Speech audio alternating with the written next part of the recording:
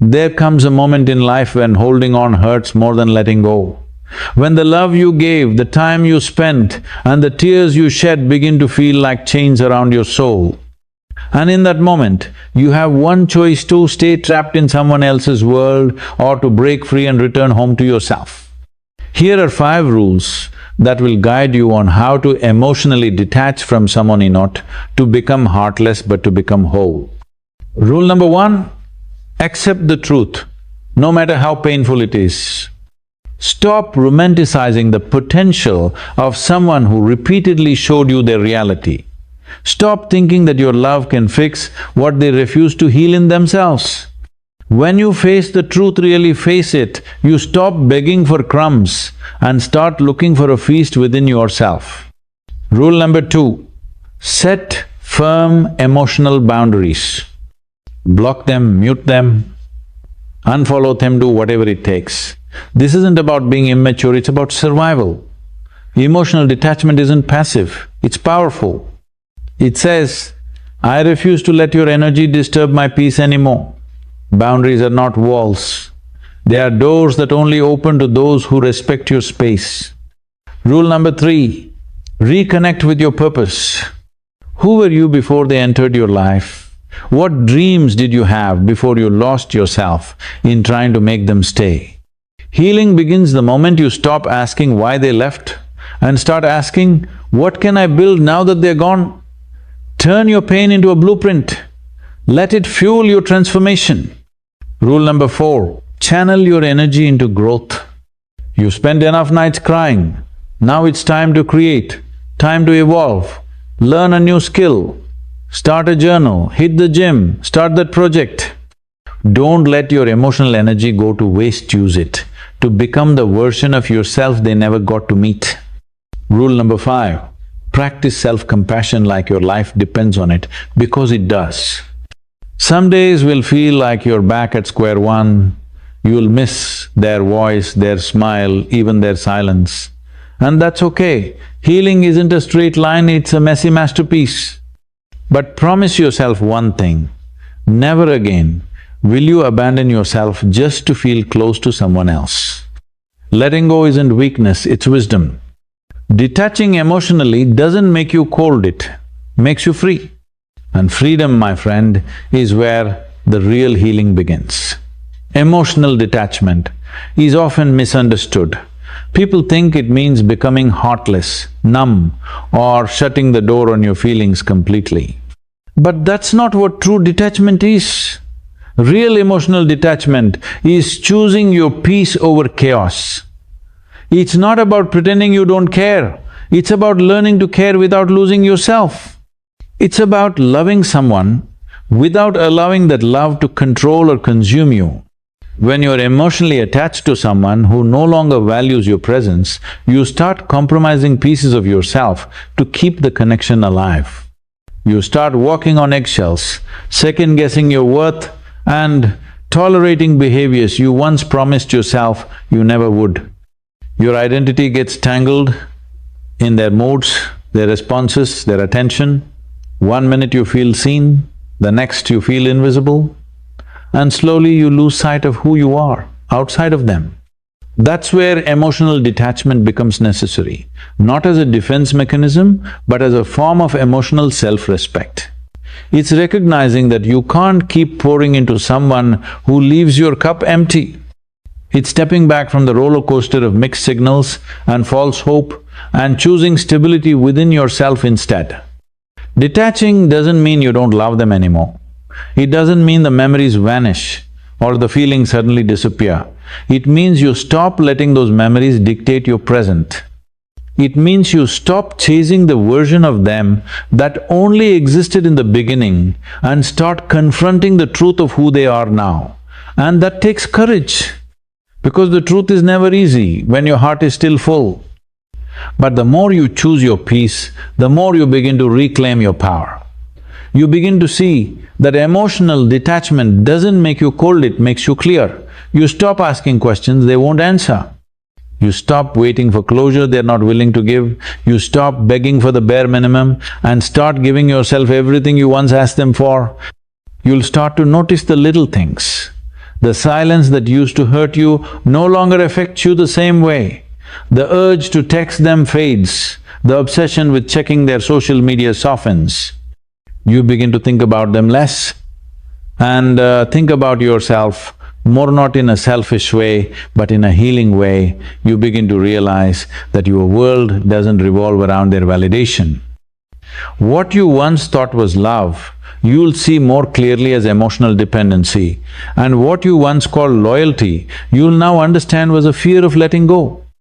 The clarity that comes from detachment is like breathing fresh air after holding your breath for too long. You start showing up for yourself. You start investing in your growth, your passions, your inner peace, and slowly the grip they had on your mind loosens. People will say you've changed, that you become distant, but you haven't become distant, you become self-aware. You learn that your emotions are valuable and that not everyone deserves front row access to your heart. You've realized that love doesn't always mean holding on. Sometimes it means letting go with grace. You don't have to shut off your heart to detach emotionally. You just have to remember who you were before you made someone else the center of your world. You have to believe that your peace is worth protecting, even if it means walking away from what once felt like everything.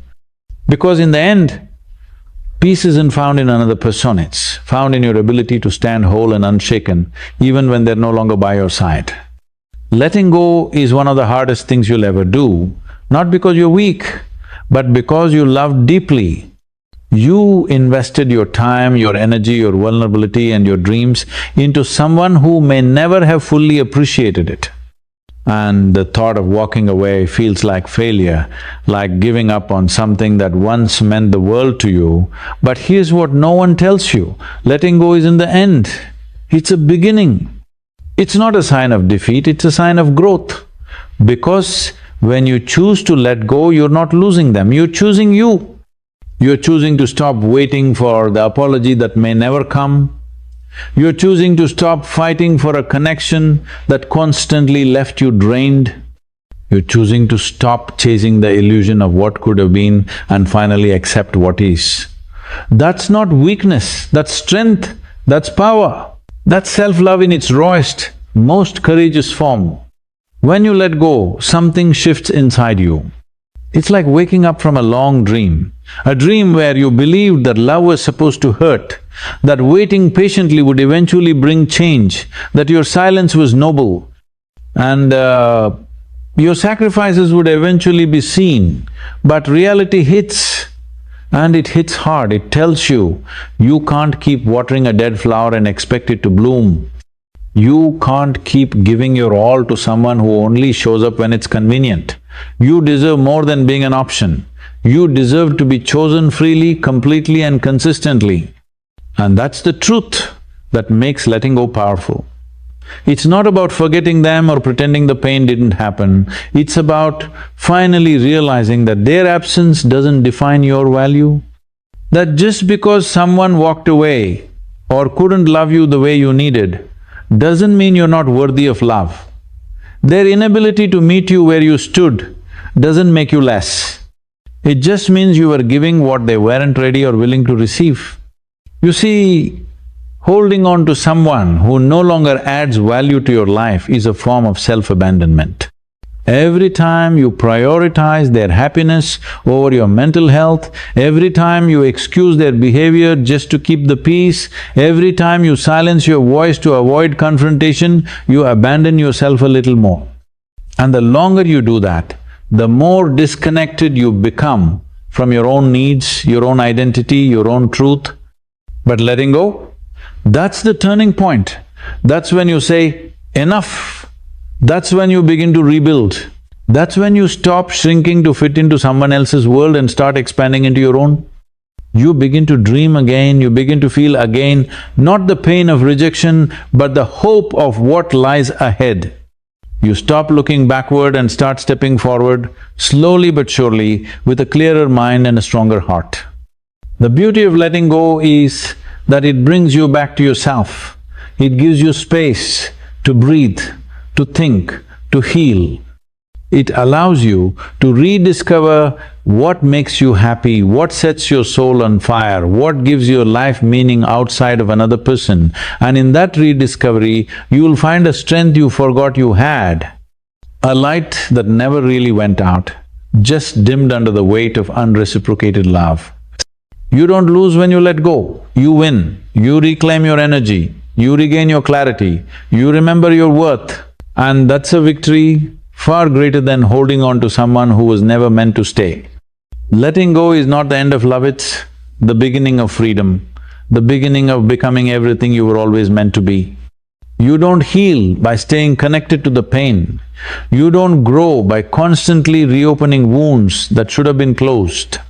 Healing begins the moment you make the decision to come back to yourself, to stop waiting for someone else to do the healing for you and realize that your recovery was never their job to begin with.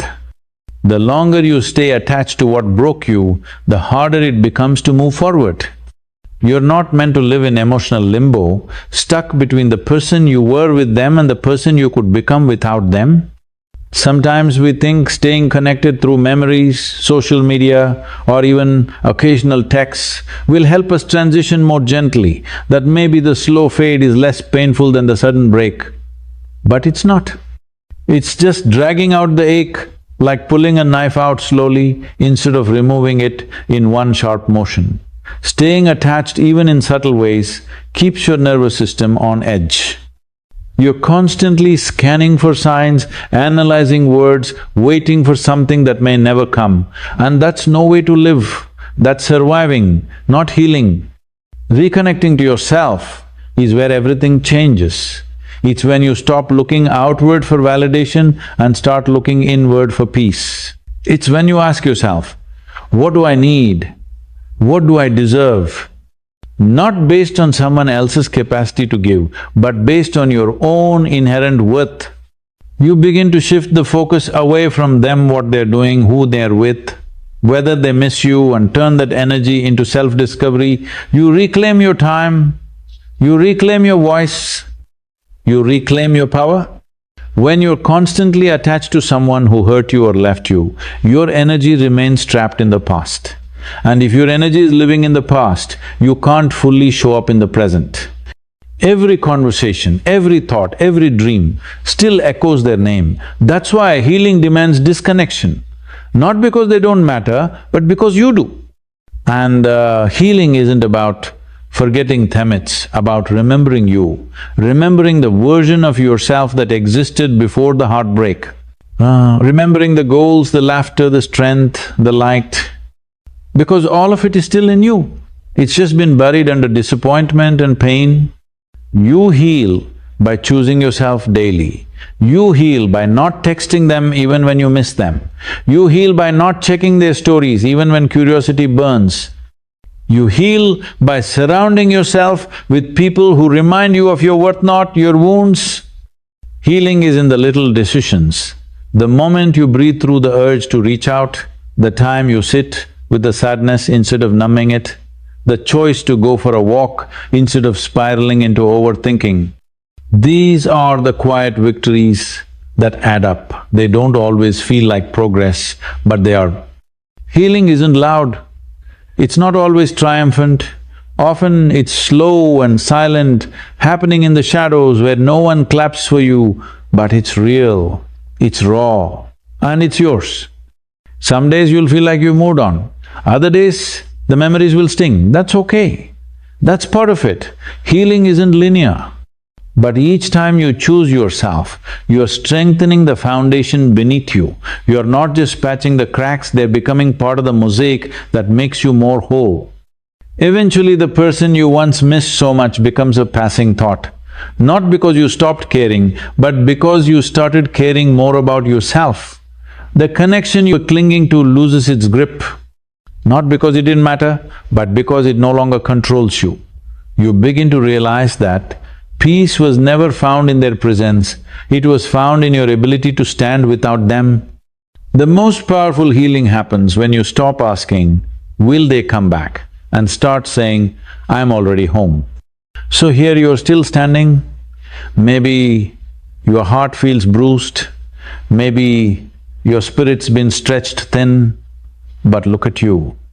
You made it through sleepless nights, silent tears, and the kind of pain that doesn't show on the surface. You've been through the storm, but the storm didn't take you. And now, it's time to rise. It's time to stop waiting for closure from someone who never gave you clarity. Time to stop breaking your own heart just to keep the memory of someone else alive. Let them go. Let the weight fall off your shoulders. Let the silence between you speak louder than their words ever did. You don't need them to understand your worth, you just need to know it for yourself. You are not here to be an emotional punching bag. You are not here to shrink for someone else's comfort. You are here to evolve, to grow, to rediscover parts of yourself you buried while trying to hold on to someone who didn't know how to love you right. You don't owe anyone your destruction for the sake of love. You owe yourself peace. You owe yourself healing. You owe yourself a future that feels light, free and full of joy. And you're capable of creating iTunes choice, one day, one breath at a time. So walk forward, not because you don't feel pain, but because you're strong enough to carry it and still rise. Detachment isn't rejection, it's redirection, a sacred return to yourself.